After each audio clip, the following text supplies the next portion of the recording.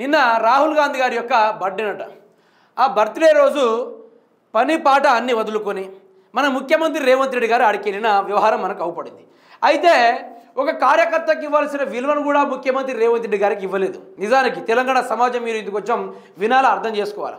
ముఖ్యమంత్రి రేవంత్ రెడ్డి గారు బర్త్డే విషయం చెప్దామని పోతే రాహుల్ గాంధీ రేవంత్ రెడ్డి వచ్చిండు అయ్యా అనగానే బయటనే ఉంచండి రానియకండి అంటూ రోజంతా కూర్చోబెట్టి ఆడ నుంచి వచ్చేసిన పరిస్థితి.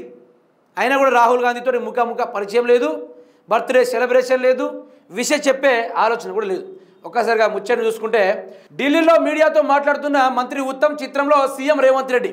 వద్దులే రేవంత్, పుట్టినరోజు నాడు సీఎంను దగ్గరకు రానివ్వని రాహుల్ గాంధీ, కలిసి శుభాకాంక్షలు చెప్తానని అగ్రనేతను కోరిన ముఖ్యమంత్రి, పలువురు రాష్ట్ర నేతలను కలిసిన రాహుల్ రేవంత్కు నో ఎంట్రీ అనట. ఆఖరికి ఎంపీలు మల్లు రవికి కూడా దొరికిన అపాయింట్మెంట్. విచారణ వదనంతోనే ఢిల్లీలో అధికారిక కార్యక్రమాలకు రేవంత్ రెడ్డి. ఒకసారి ఆ ముచ్చటను చూసుకుంటే కాంగ్రెస్ అగ్రనేత రాహుల్ గాంధీకి పుట్టినరోజు శుభాకాంక్షలు చెప్పేందుకు ఆ పార్టీలోని చోటామోటా లీడర్ల నుంచి ముఖ్యమంత్రుల వరకు పోటీ పడుతుంటారు. ఆయన దృష్టిలో పడేందుకు సేవా కార్యక్రమాలు చేసేవారికి లెక్కే లేదు. అదే కోవలో గురువారం రాహుల్కు బర్త్డే విషయం చెప్పేందుకు బనకచర్ల వివాదాన్ని కారణంగా చూపుతూ సీఎం రేవంత్ రెడ్డి ఢిల్లీ ఫ్లైట్ ఎక్కేశారు. కానీ ఎప్పటిలాగే బర్త్డే విషయం చెప్పే అవకాశం రేవంత్కు దక్కలేదు. రాష్ట్ర ఎంపీ మల్లు రవి దర్జాగా వెళ్ళి బర్త్డే విషయం చెప్పారు. దేశంలోని వివిధ రాష్ట్రాలకు చెందిన అనేక మంది కాంగ్రెస్ నాయకులను రాహుల్ అపాయింట్మెంట్ ఇచ్చిన యథా ప్రకారము రేవంత్కు మాత్రము నిరాశే ఎదురైంది. తెలంగాణ సీఎం ఢిల్లీలో దిగగానే ఈ యొక్క ఇజ్జత్ పోయే వివరాలు జరిగింది. ఒక కార్యకర్తకు గురువారం ఢిల్లీలో రాహుల్ని కలిసిన జన్మదిన శుభాకాంక్షలు తెలియజేస్తున్న ఒక కార్యకర్త. అంటే ఒక కార్యకర్తకున్న విలువ కూడా ముఖ్యమంత్రి రేవంత్ రెడ్డి రాహుల్ గాంధీ దగ్గర సంపాదించుకోలేకపోయిండు. మరి ఎందుకు పోతుంది? మరి ఆయనకు అపాయింట్మెంట్ ఇవ్వడని తెలిసి కూడా ఈయన పదే పదే ఢిల్లీకి ఎందుకు వెళ్తూ ఉన్నాడు?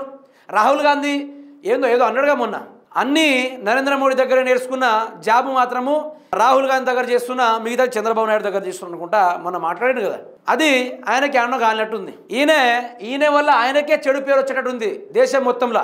రేవంత్ రెడ్డి చేసే వ్యవహారాల పట్ల, ఈ రాష్ట్రంలో ఆయన చేసిన అరాచకాల్లో ఆయనతోటి ఎవరైతే వేదనకు గురైన ప్రజలు ఉన్నారో అందరూ వరుసబట్టే రాహుల్ గాంధీకి లీడర్ రాసిళ్ళు.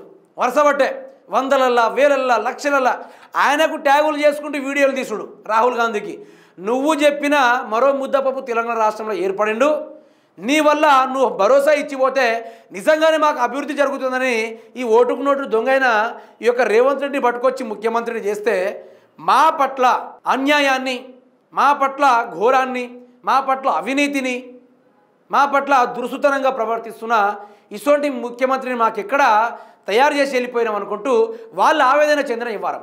అంటే నీ స్థాయి ఏందో ఇక్కడ అర్థమైంది ముఖ్యమంత్రి రేవంత్ రెడ్డి. ఇది శాంపిల్, అసలు శాంపిల్ నీకు ఎదురైన దెబ్బ ఇది. బర్త్డే రోజు కూడా నేను దగ్గర రానియలేదంటే ఇక మన విశిష్టతకు, మన ఆలోచనకు వదిలేయాలి. ఇక్కడ బనకచర్ల ఇష్యూ అయిపోగానే ఫ్లైట్లు వేసుకొని ఉరికిండట. జన్మదిన శుభాకాంక్షలు చెప్పాలని రాత్రి 12 గంటల నుంచే బొకేలు పట్టుకొని కూర్చున్నట ముఖ్యమంత్రి రేవంత్ రెడ్డి.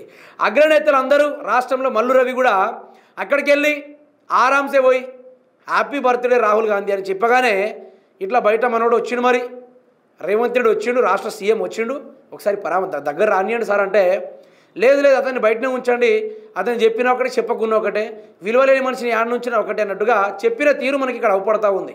రాష్ట్ర ముఖ్యమంత్రిని దగ్గర రాలేదంటే ఈయన క్యారెక్టర్ ఎట్లాంటిదో ఒకటిసారి అర్థం చేసుకోండి. రాష్ట్ర డబ్బులన్నీ ఆ రాహుల్ గాంధీకే చెప్పిండు. ఇప్పుడు 46 సార్లు ఢిల్లీకి పోయింది కదా, అందునుంచి దాదాపు 40 సార్లు ఢిల్లీకి తెలంగాణ రాష్ట్ర డబ్బును తీసుకెళ్ళి ఆ రాహుల్ గాంధీకే ఇచ్చినా కూడా ఈయన దగ్గర రాని పరిస్థితి. ఇది ఆయన దక్కించుకున్న చోటు. నిజానికి ఇజ్జత్ పోయే వ్యవహారం కదా ఇదంతా. ఆయనని మంచిగా ఉండి మంచిగా పరిపాలించుకోమని అధికారం ఇస్తే ఆయన చేసిన కథలకు నిజానికి రాహుల్ గాంధీ కూడా దగ్గర రాని పరిస్థితి.